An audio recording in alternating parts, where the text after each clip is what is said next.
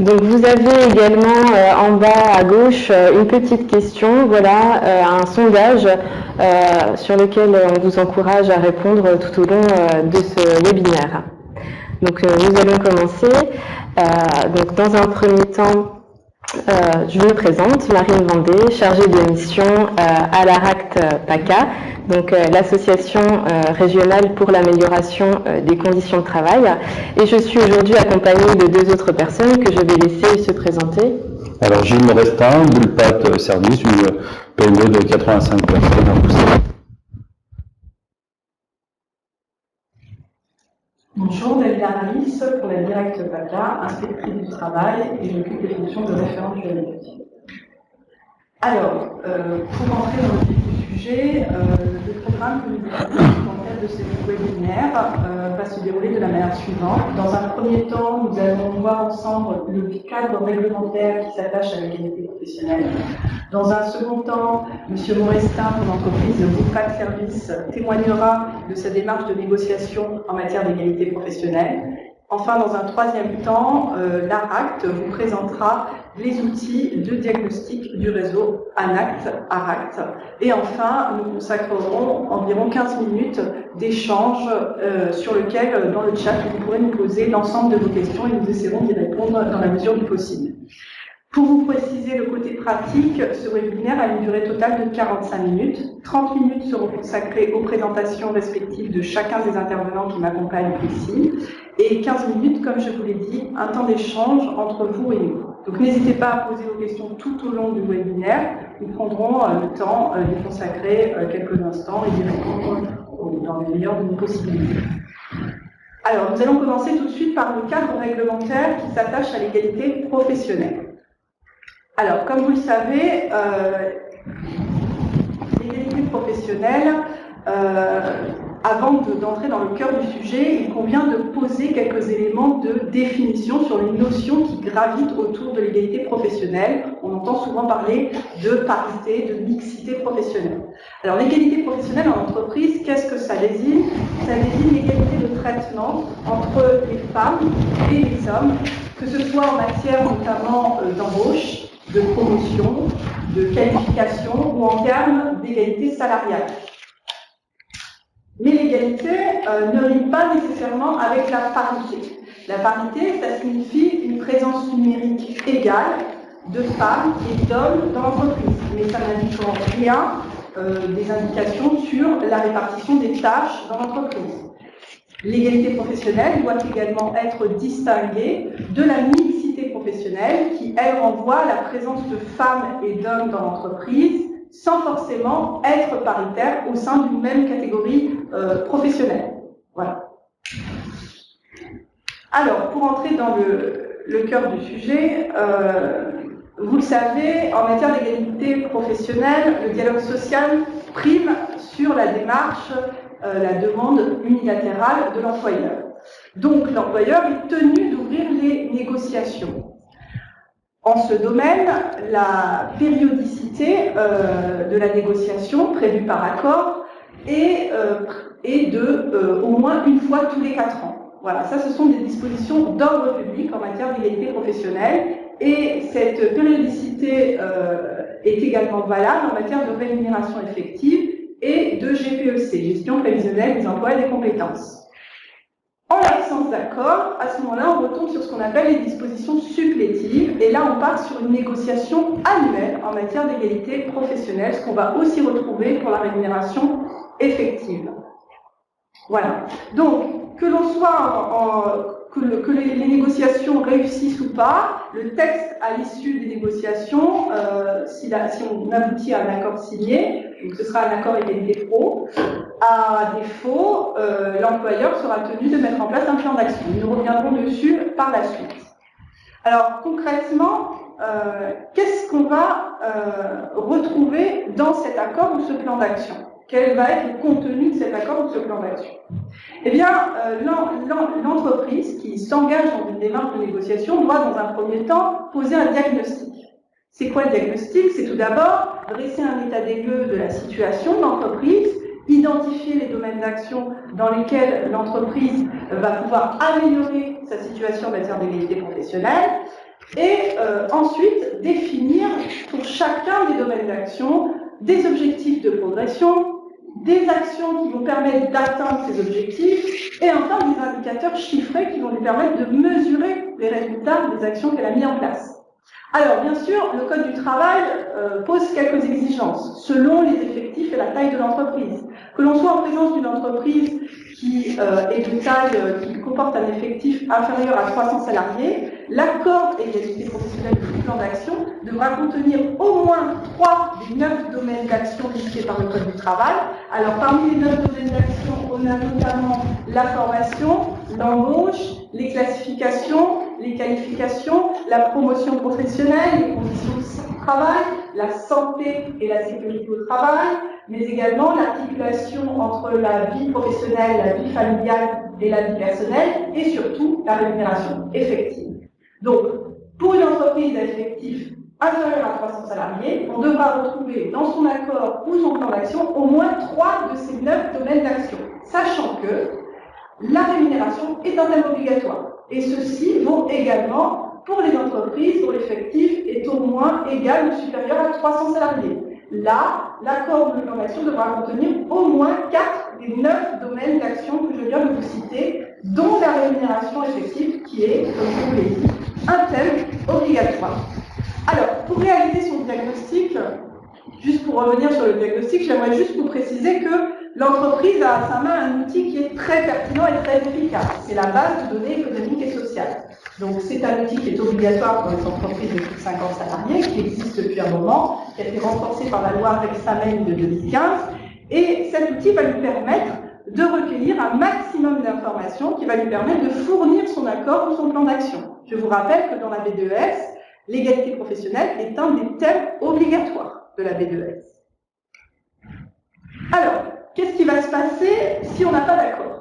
Si on n'a pas d'accord, comme je vous l'ai dit tout à l'heure, l'employeur va devoir établir un plan d'action qui, lui, est toujours annuel.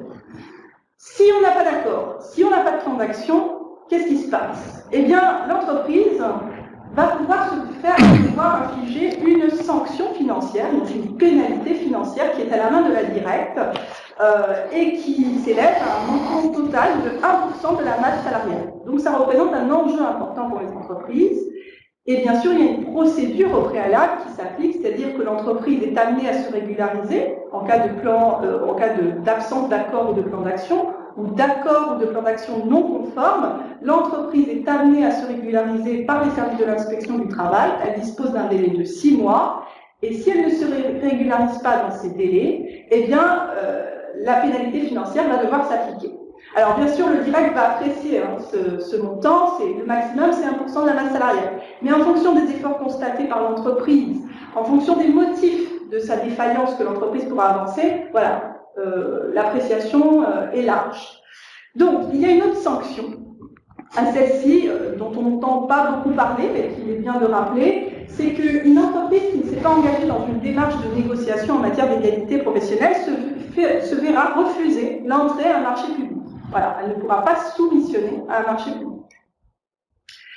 Alors, je voudrais simplement vous préciser qu'en matière d'égalité professionnelle, le cadre légal a récemment évolué. Une loi, dite la loi pour la liberté de choisir son avenir professionnel, du 5 septembre 2018, est venue apporter des modifications importantes en matière d'égalité professionnelle, et notamment imposer une obligation de résultat à la charge de l'entreprise de rattrapage des écarts salariales. Donc, il y a une sanction. Les entreprises ont 3 ans pour se mettre en conformité, sous peine de se voir infliger une sanction financière, toujours à la main du direct. Il y a également une obligation annuelle de publier les indicateurs. Et enfin, c'est la loi Avenir professionnel du 5 septembre 2018 a également impacté la base de données économiques et sociales en posant une nouvelle obligation, celle de faire figurer le contenu et la méthodologie des indicateurs relatifs aux écarts de rémunération. Donc on a des obligations nouvelles, une évolution du cadre et des obligations dont les contours vont venir être précisés par des décrets qui sont en attente et qui viendront apporter des éléments un peu plus précis là-dessus. Donc j'en ai fini pour ma part. Je vais laisser la parole à Monsieur Maurestin pour la présentation de la société Poulpac Service et Merci. sa démarche de négociation en matière d'égalité professionnelle. Alors, Boulpat Service, en 2 mots, on est une entreprise de 85 personnes, je l'ai précisé tout à l'heure, située à Rousset. Notre métier, c'est la distribution et la commercialisation de produits alimentaires essentiellement surgelés à destination des professionnels de la restauration hors foyer, les boulangers, les traiteurs, les restaurateurs, etc. Notre activité, elle est essentiellement en partie commerciale, hein, c'est à peu près 41% des effectifs. Elle se compose en 2 catégories, hein, les employés sédentaires, l'activité sédentaire, c'est essentiellement la télévente chez nous. Cette population est composée de 11 femmes, hein, donc on n'a pas de présence masculine. Après, on a toute une équipe, la plus importante, qui sont les commerciaux non sédentaires, là qui était composée majoritairement d'hommes, hein, 18 hommes et 11 femmes. 53%, c'est-à-dire la majorité de nos effectifs, sont des populations logistiques, avec une population d'entrepôts, hein, dans les fonctions de réception, de préparation de marchandises. Et là, on a 15 hommes pour 2 femmes. Et on a une particularité, effectivement, la responsable de ce service, c'est une femme. Hein, donc, ce qui est assez rare, effectivement, dans ces métiers. La population de livraison est majoritairement et même en totalité une population masculine, puisque nous avons 32 personnes dans ce service-là. Comme toute entreprise, on a des services support qui représentent 6% de l'effectif, et on a essentiellement 5 femmes dans ce service-là. Ce qui fait qu'en globalité, nous employons à date 30% de femmes pour 70% d'hommes. Alors nous, on s'est engagé effectivement dans cette démarche en vue de signer un accord égalité professionnelle homme-femme ou femme-homme, d'ailleurs je sais plus, femme-homme, hein, donc excusez-moi du propos. Début 2016, à l'initiative de notre inspecteur du travail, hein, qui était Madame Rousset à l'époque, qui nous a alerté sur nos obligations réglementaires et qui nous a accompagnés dans la démarche, hein, puisque cette négociation, effectivement, s'est faite en association avec la Directe. Alors, vous avez parlé beaucoup de pénalités. Oui. Je pense qu'aussi, il y a un travail de pédagogie, d'accompagnement qui nous a été effectivement fort intéressant. D'autant qu'on pensait effectivement dans toutes les entreprises, c'est des réglementations qui s'imposent à nous, et on était tous persuadés, et notamment moi aussi, que effectivement notre métier ne permettait pas effectivement une parité totale, et qu'effectivement cette obligation qui s'imposait à nous était difficile à tenir. Et du coup, on a été quand même aidé pour faire un bon diagnostic. Effectivement, la première étape a été le diagnostic. Et du coup, on a pu se mettre effectivement dans la négociation, puisqu'on a la chance sur notre site et dans nos effectifs d'avoir un délégué syndical. Oui. Donc la négociation avec nos partenaires sociaux était possible. Et on a rapidement mené cet accord, puisqu'on a fait 2 ou 3 réunions de travail assez pragmatiques, où finalement on a essayé effectivement dans le cadre réglementaire et dans les puisqu'il y a des règles imposées, hein, effectivement des items qu'on doit retrouver dans notre accord. Et nous, on a choisi essentiellement de travailler sur l'embauche, hein, puisque c'était un point important, à veiller à qu'on ne soit pas discriminant effectivement dans nos embauches, des annonces asexuées, des définitions de postes pouvant correspondre aussi bien à des employés ou des collaborateurs féminins que masculins. Mais on a souhaité effectivement, parce qu'on a l'obligation au-delà de l'intention de démontrer nos capacités à mesurer nos actions, on a mis en place pour chaque recrutement effectivement une petite synthèse, le nombre de CV reçus, hommes-femmes, le nombre de personnes reçues, finalement la personne retenue pour le poste. On a beaucoup travaillé aussi sur la rémunération, ce qui nous a permis de revoir notre P-plan, hein, le mode de rémunération de nos commerciaux, hein, donc en allant chercher effectivement des critères de l'ordre de profils qualifiés, experts, juniors et totalement asexués. Et on a travaillé notamment dans les NAO qui ont suivi sur la population de la télévente, ADV, qui était un peu en retard en termes de rémunération, et c'est des populations qu'on a privilégiées effectivement lors de ces NAO. On a également privilégié aussi effectivement le maintien des salaires pour les maternités, c'est-à-dire complément de l'entreprise pour les maternités. En formation aussi, on a également veillé à que l'ensemble des formations dispensées dans l'entreprise le soient d'une façon paritaire, hein, donc en neutralisant les effets de travail à temps partiel, hein, pour que l'ensemble de nos salariés aient accès à la formation. Et on a voulu aussi améliorer l'employabilité des salariés les moins diplômés dans l'entreprise. Les promotions aussi, alors effectivement, même si c'est toujours l'adéquation de la personnalité, de l'expertise qui prime par rapport à la promotion, on a effectivement favorisé l'accès de postes d'encadrant à la population féminine. Donc on arrive après un peu plus d'1 an et demi effectivement de mise en place, on peut passer sur la diapositive d'après, sur un petit bilan, hein, donc qui pour nous est un premier pas, alors il n'est pas encore satisfaisant, mais plutôt qui va dans la bonne voie, puisque effectivement quand on a signé l'accord, on avait une répartition homme-femme à 26% pour les femmes, à 74% pour les hommes.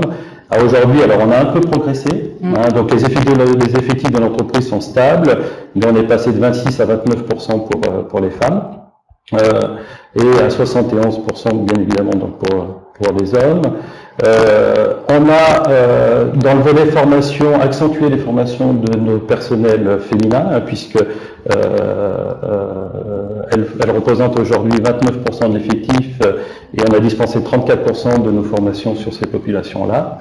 Et on a bien progressé grâce à nos accords ANAO sur les écarts de rémunération qui étaient de 14,9% lorsqu'on a signé les accords et qui ne sont que de 9,5% aujourd'hui.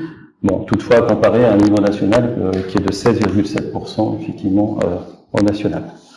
Aujourd'hui, en bilan, je trouve qu'effectivement cette négociation a été bénéfique pour l'entreprise, hein, puisqu'elle nous a permis de mettre le sujet sur la table avec nos partenaires.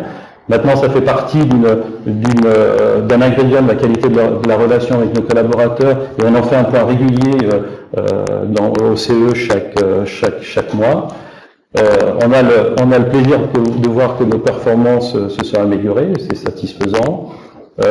On n'a pas de pénalité, hein, donc puisque 1% quand même, le risque de 1% de la masse salariale est quand même important, oui, sur une entreprise comme la nôtre. Et on a entamé depuis peu une volonté d'adresser les marchés publics, et effectivement, grâce à notre accord, effectivement, l'accès aux marchés publics nous est permis. Voilà.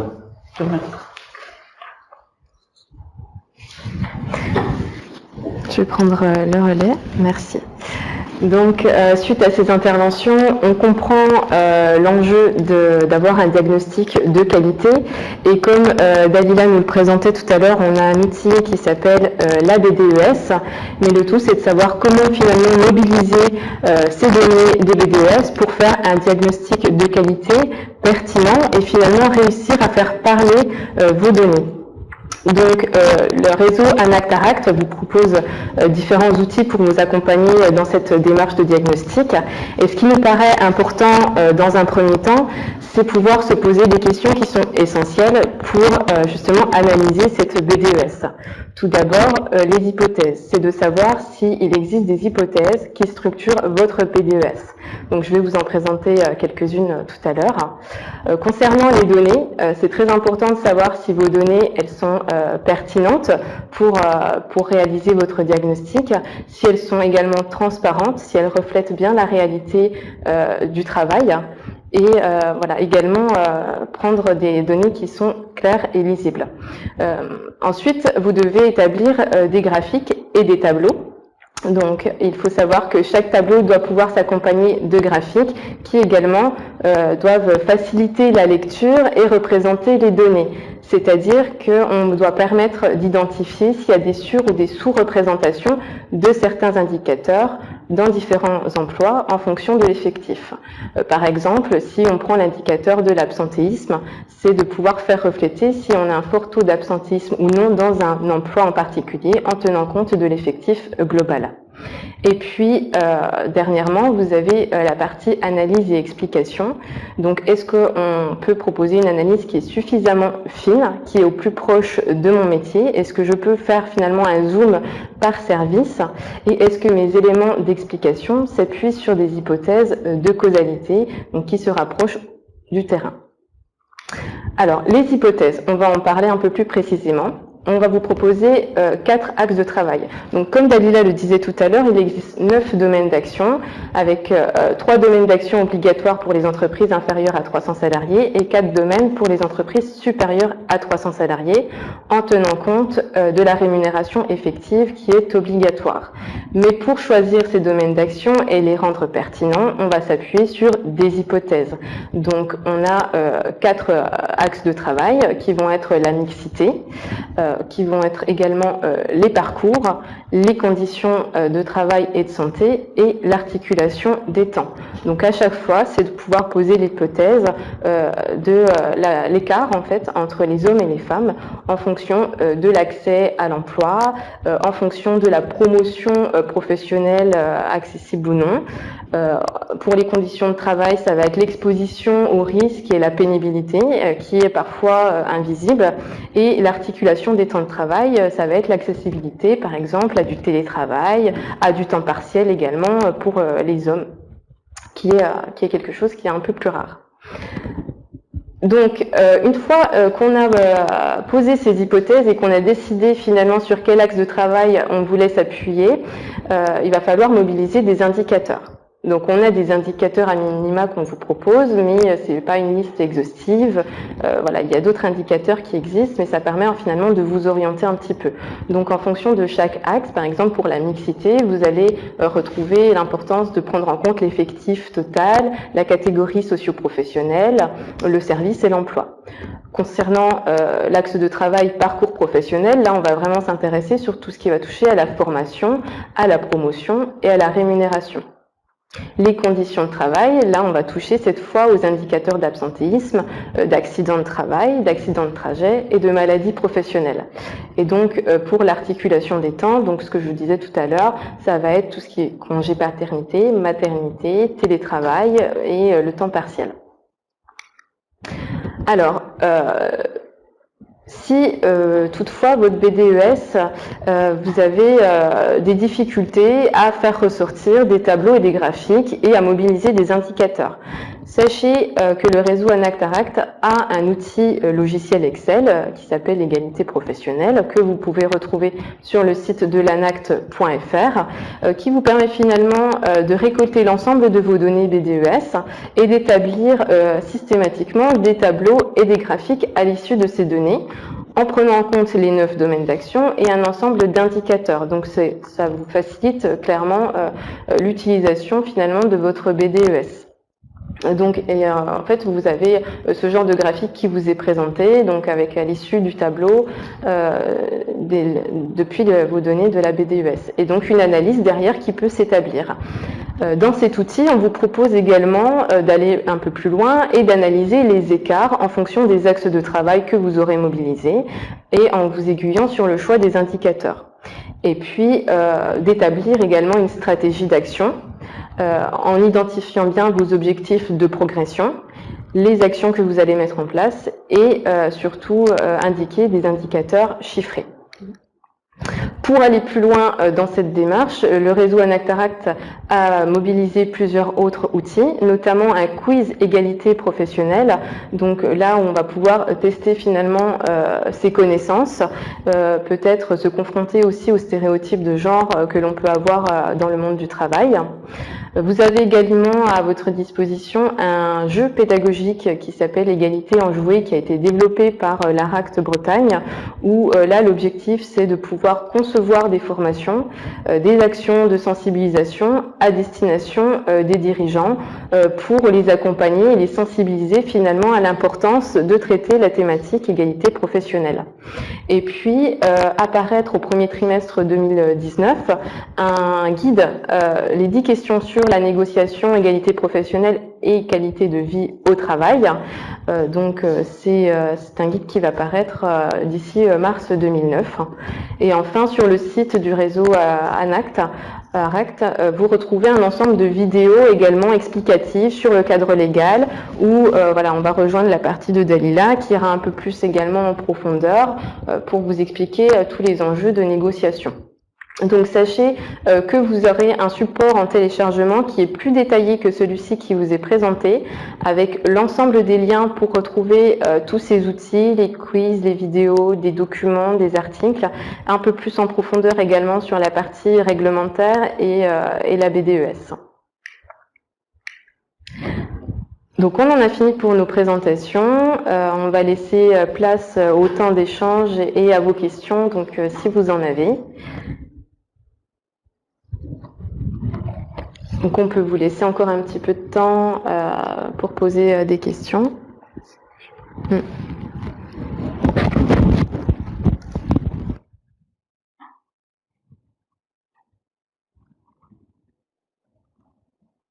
Alors, si vous voulez, pour vous faire patienter, moi j'aimerais interagir avec Monsieur Morestin, juste parce que l'expérience de l'entreprise Boulpat est assez, on va dire, illustrative en l'occurrence.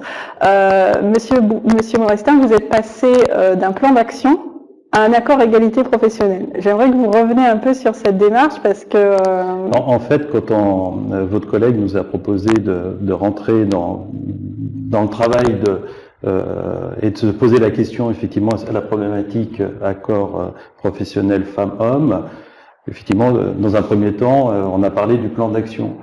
Et finalement, pourquoi s'arrêter à un plan d'action alors qu'on avait la possibilité d'aller plus loin et d'intégrer dans la réflexion nos partenaires sociaux dans la réflexion. Donc, effectivement, par défaut, si on n'avait pas pu avoir un accord avec nos partenaires sociaux, on serait contenté du plan.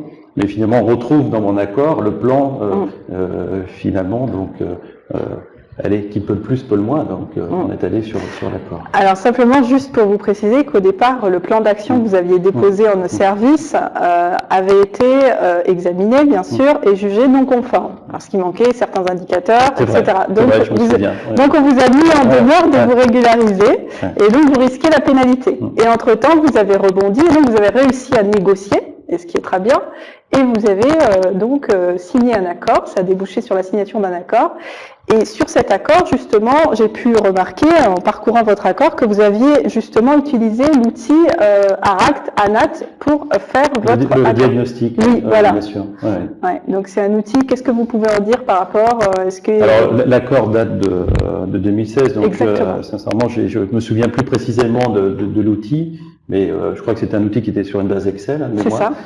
Et qui nous a permis de récolter effectivement en fonction des différents items les chiffres de l'entreprise et qui nous a permis de faire le bon diagnostic, qui est indispensable au bon plan d'action effectivement. D'accord.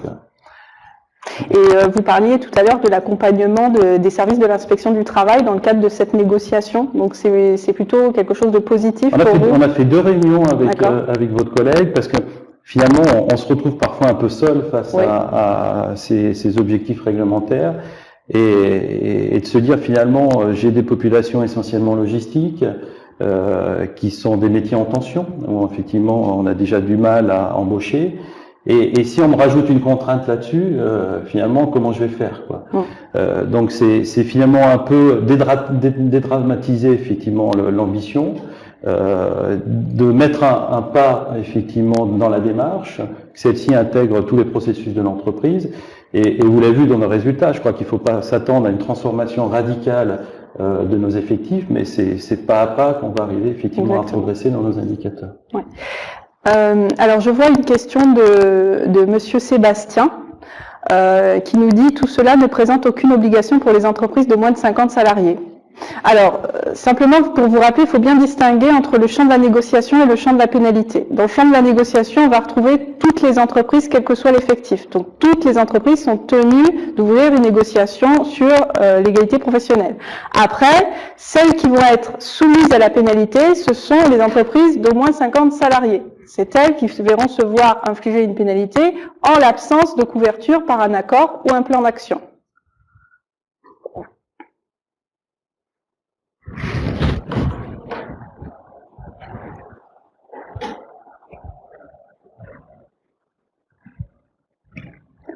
Il y a également une question de Yves Michel. Peut-on signer un accord égalité professionnelle sans délégués syndicaux?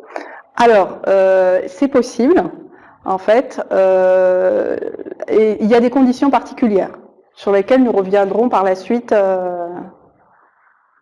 dans le question-réponse que nous mettrons en place. Alors moi, j'avais une petite question, Oui. un peu personnelle, parce qu'effectivement, on essaye de bâtir un plan d'action, nous c'est un accord, avec des items, avec des éléments chiffrés. Alors j'ai le plaisir, effectivement, au bout d'un an et demi, de voir qu'effectivement, effectivement, nos plans d'action sont relativement efficaces, hein, puisque nos chiffres sont bien orientés. Mais dans le cas où ceux-ci, effectivement, auraient été mal orientés, quelle est la position de la directe? Si vos chiffres sont mal orientés? Oui, c'est-à-dire finalement, j'avais, avant l'accord d'égalité professionnelle femmes-hommes, 26 ou 27% de personnes féminines dans mon effectif. Au bout de 2 ans, malgré mon plan d'action, j'aurais pu me retrouver effectivement avec un effectif qui serait plus que de 20% féminin. Qu'est-ce que vous en pensez? Alors après, c'est à vous de justifier en fait. Nous, à la directe, la pénalité, on ne l'applique pas, on apprécie en fait. C'est à vous d'apporter des arguments qui nous montrent que vous avez un effectif qui a été réduit et pourquoi, parce que vous avez des difficultés à recruter du personnel féminin dans certaines catégories de métiers, etc. C'est à vous de justifier en fait des motifs de votre défaillance sur tel ou tel critère. Voilà. Après, le direct apprécie. Voilà. C'est ce que je disais dans le cadre de la présentation. Parce que la remarque qu'on se faisait en préparant cette intervention, on l'a vu tout à l'heure, moi j'ai un effectif de commerciaux sédentaires exclusivement féminin. Oui. Et comme dans tout effectif, je trouve que la mixité est intéressante. Mais de favoriser l'emploi masculin dans cette population serait plutôt contre-productif sur les chiffres globaux de l'entreprise. Comment vous l'appréciez? Alors, au cas par cas, j'ai envie de dire. Voilà, au cas par cas. D'accord.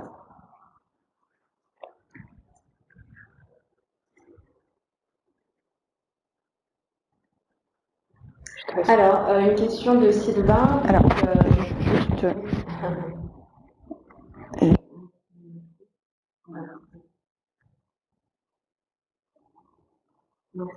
Donc une question de Sylvain concernant les indicateurs.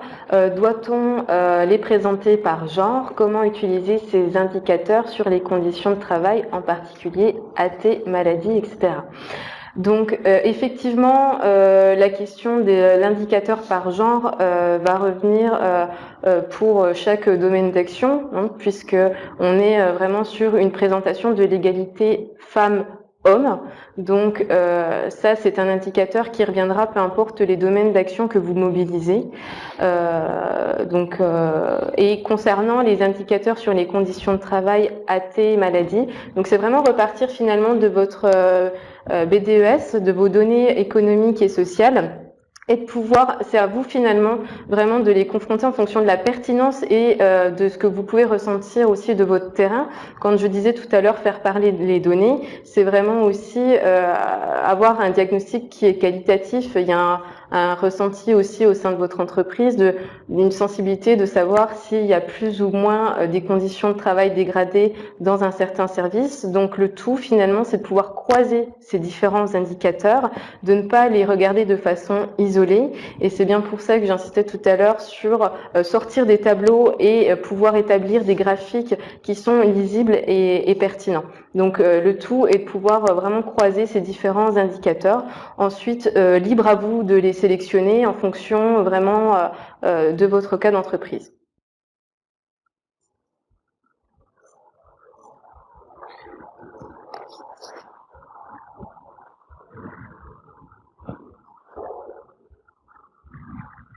Sébastien nous pose une question.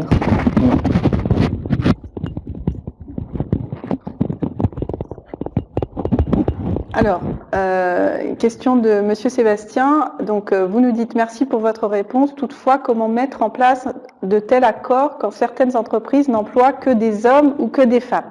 Alors, c'est vrai que c'est compliqué. Ça dépend des métiers de l'entreprise. Je pense qu'après, l'entreprise doit faire un travail déjà en matière d'embauche, sur l'embauche, rendre ces métiers attractifs et travailler aussi sur les conditions de travail. Pourquoi est-ce que les femmes ne vont pas dans certaines catégories de métiers? Voilà. Après, il y a certaines choses qui nous échappent parce que bien évidemment, il y a des métiers où on va retrouver spécifiquement que des hommes. Ça existe malheureusement.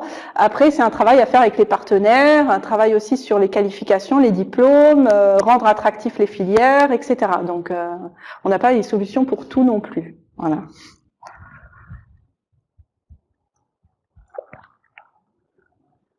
Alors, Sébastien nous pose encore une question. Sans parler de sanctions, des contrôles sont-ils effectués par une quelconque autorité sur cette négociation? Alors, l'autorité qui est compétente pour exercer des contrôles, c'est l'inspection du travail, donc le service que je représente au sein de la Directe PACA. Donc oui, on est là, comme vous le disiez, Monsieur Morestin, pour vous accompagner, pas que pour vous sanctionner. Donc on est là en tant que conseil dans votre démarche de négociation et on vous accompagne. Oui, on est là, à l'écoute. Donc il n'y a pas que la sanction. Voilà, donc vous pouvez solliciter les services de l'inspection du travail qui répondront, à mon sens, toujours favorablement pour vous accompagner et vous conseiller au mieux dans votre démarche de négociation en matière d'égalité professionnelle.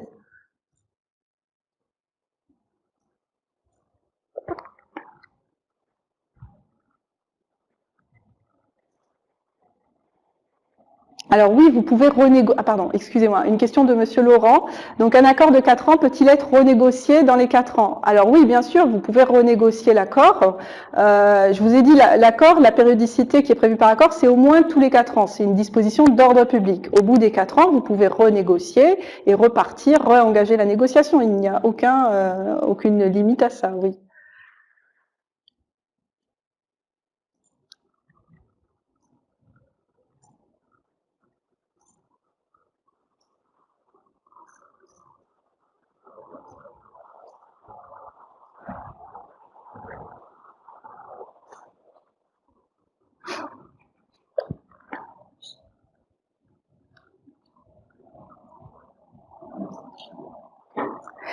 Nous voyons défiler certaines questions pour lesquelles nous pensons que nous apporterons un détail, une réponse plus appropriée par la suite. Nous vous laisserons un support à votre disposition pour vous donner les détails réglementaires plus précis sur ces questions.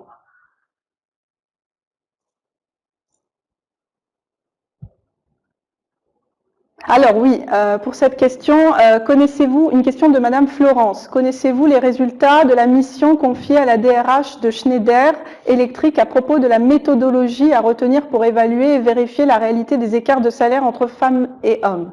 Alors là-dessus, évidemment, pour revenir là-dessus, donc cette nouvelle obligation qui a été apportée par la loi dite Avenir professionnel, en effet, on attend des indicateurs. Je vous ai dit qu'ils vont arriver avec des décrets qu'on attend et qui vont être d'ici peu de temps, je l'espère. Cette obligation, elle entre en vigueur au 1er janvier 2019 pour les entreprises de plus de 250 salariés et au 1er janvier 2020 pour les autres entreprises. Alors, la personne en charge des ressources humaines de l'entreprise Schneider Electric, en effet, a été mandatée pour rédiger un rapport et faire des propositions d'indicateurs à retenir pour justement mesurer ces écarts de rémunération. Pour le moment, je n'ai pas de retour à vous faire là-dessus. Ce retour, elle le fera au ministère du Travail et les décrets nous donneront les indicateurs. Donc pour l'instant, je n'ai pas d'indication là-dessus. Voilà. Alors, une question de Madame Sarah. Combien d'accords et de plans d'action compte aujourd'hui la région Provence-Alpes-Côte d'Azur? Alors, pour les chiffres, je peux vous donner un taux de couverture qu'on avait en septembre 2018 qui est de l'ordre accord, plan d'action tout confondu de 42% environ. Voilà. Donc, c'est relativement faible sur la région PACA. On attend plus d'efforts des entreprises et c'est normal. Et de surcroît, je vous invite à vous rapprocher de vos inspecteurs du travail respectifs qui sont territorialement compétents pour vous faire conseiller au mieux dans votre démarche de négociation et de mise en place d'un accord.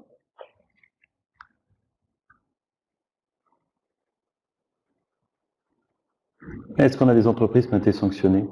Alors, il y en a eu, mais très peu, voilà. C'est-à-dire que on laisse la période, les 6 mois de régularisation qui sont laissés à l'entreprise pour se mettre aux normes, eh bien, généralement, l'entreprise le fait et le fait bien. Voilà. Donc, on a eu très peu de pénalités en région PACA.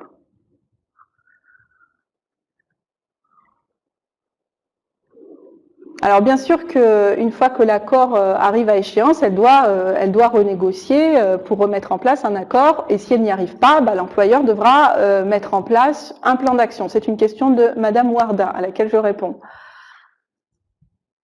Et bien sûr, elle devra repasser par un diagnostic, faire son diagnostic pour identifier les actions, etc., refaire le point, l'état des lieux sur sa situation.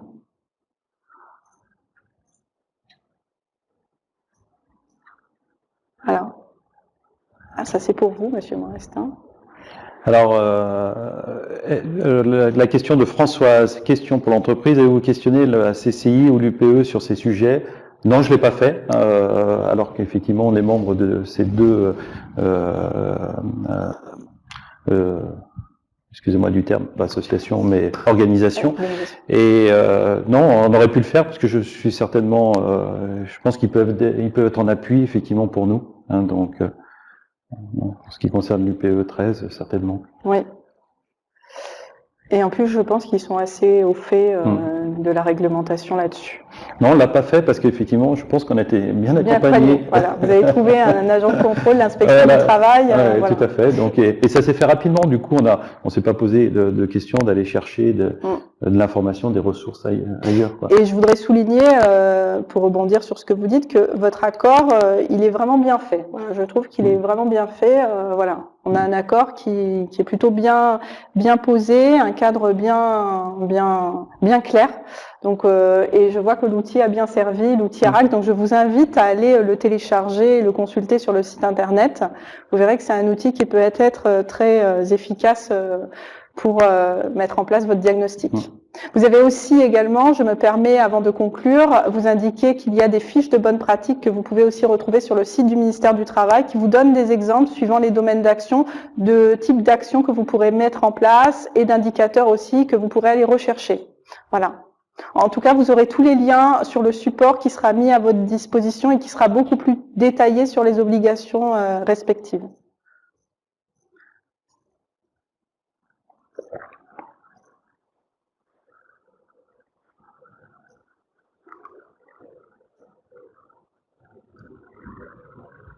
Alors, je sais pas, il y a une question de Françoise. Alors, moi, pourquoi pas aller au label égalité? Moi, je connais pas de label égalité, donc peut-être que nos partenaires peuvent nous en parler.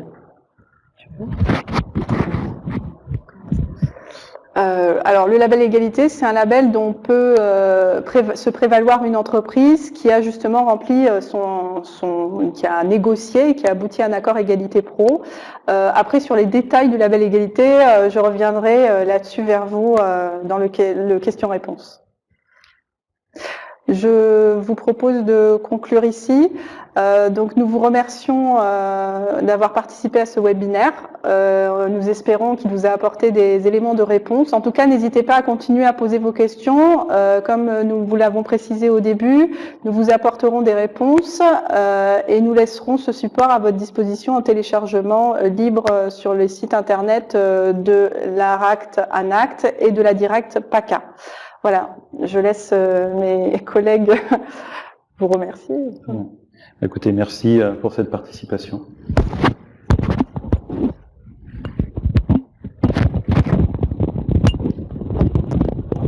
Merci beaucoup pour votre participation, d'avoir nourri ces échanges. Et donc, comme le disait Dalila, le support en fait est en téléchargement et plus détaillé que celui qui vous est présenté. Donc, vous retrouverez tous les liens. Vous avez également nos coordonnées à la fin du support. Donc, si toutefois vous avez d'autres interrogations, n'hésitez pas à revenir vers nous. On se fera un plaisir de vous répondre.